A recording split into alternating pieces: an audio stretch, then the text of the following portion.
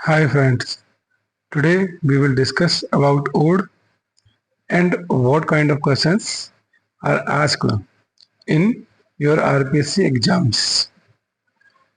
So let's start the video. First of all, we will discuss about what is an ode.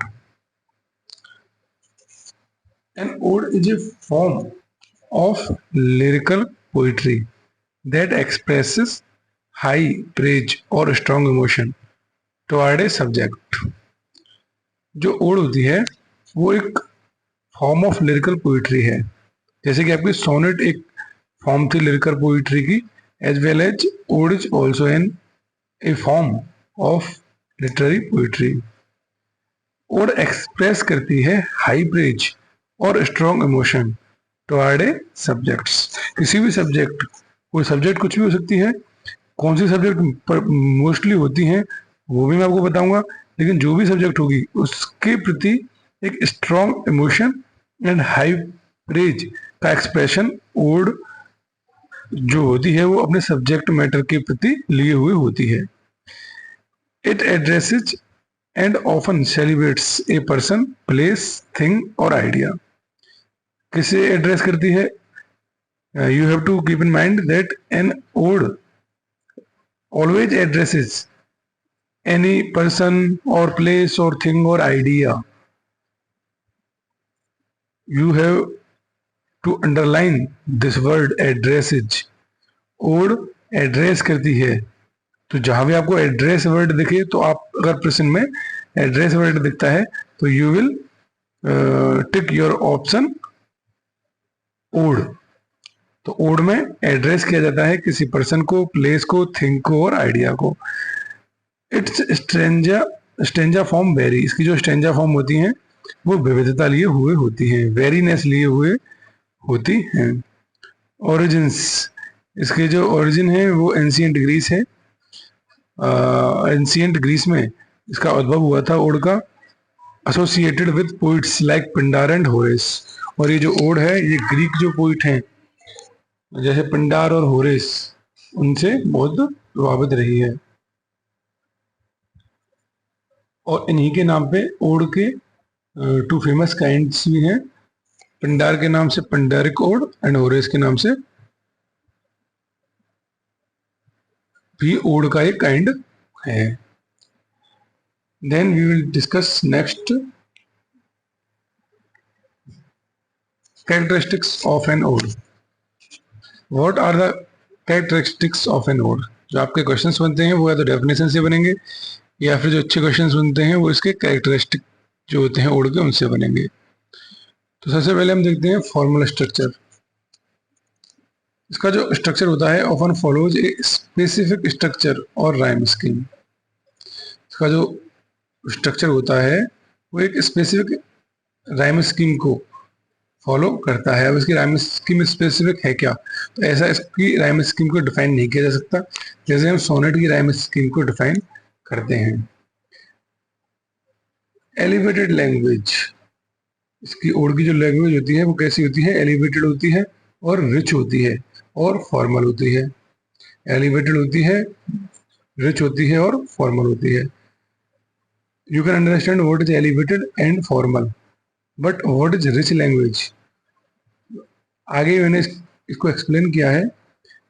The language which is able to express a very wide range of ideas. ऐसी language जिसमें जो poet होता है वो able होता है express करने के a very wide range of ideas. मतलब उसके जो वर्ड्स होते हैं वो एक वाइड रेंज ऑफ आइडियाज को एक्सप्रेस कर पाते हैं उस पोइट्री के थ्रू।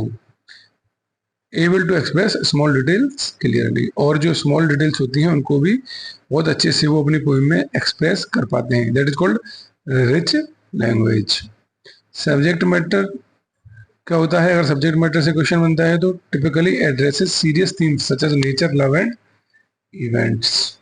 या तो वो इसकी जो सब्जेक्ट है मैटर है वो नेचर को डील करेगी या लव को या फिर इवेंट्स को।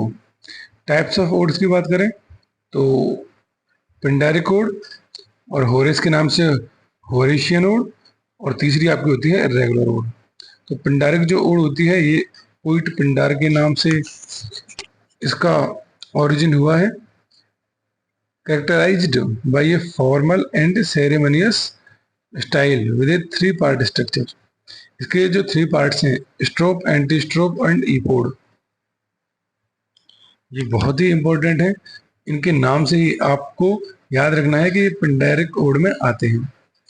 क्या होते हैं स्ट्रोप, एंटी स्ट्रोप, ईपोड, इसकी हम आगे बात करेंगे। यहाँ आपको इतना याद रखना है कि जो 3 पार्ट्स हैं, ये 3 पार्ट स्ट्रक्चर जो ओड होती है पिंडारिक ओड होती है। कौन सी पिंडारिक ओड इंग्लिश में फेमस है जो आपके पेपर में पूछी जा सकती है? जॉन ड्राइडन की अलेक्जेंडर्स फीस्ट, विलियम वर्ड्सवर्थ की ode intimation of immortality from recollections of early childhood. इसे इमॉर्टैलिटी ओड भी कहा जाता है शॉर्ट में। इसका पूरा जो टाइटल है ओड का, ode intimation of immortality from recollections of early childhood. तो ये विलियम वर्ड्सवर्थ की पोएम है और जॉन ड्राइडन की अलेक्जेंडर्स फीस्ट, ये ड्राइडन की पोएम है। ये दोनों पोएम पिंडारिक ओड की कैटेगरी में आते हैं। तो आपसे पूछ सकता है which of the following is not a Pindaric ode. Not पूछता है तो आपको पता होना चाहिए कौन सी हैं कौन सी नहीं है। पी शैली की जो ode to the west wind है, that is also a Pindaric ode and a very famous poem. It is prescribed in RPSC first grade syllabus. So there we will discuss this poem in detail. Here you have to remember only this, that Ode to the West Wind is in Pindaric Ode. Horatian Ode. Horatian Ode named after Horace, more personal and reflective, typically with a more regular stanza structure. Just like John Keats' Ode to a Nightingale. This is Horatian Ode. What is irregular ode? It does not follow a specific structure.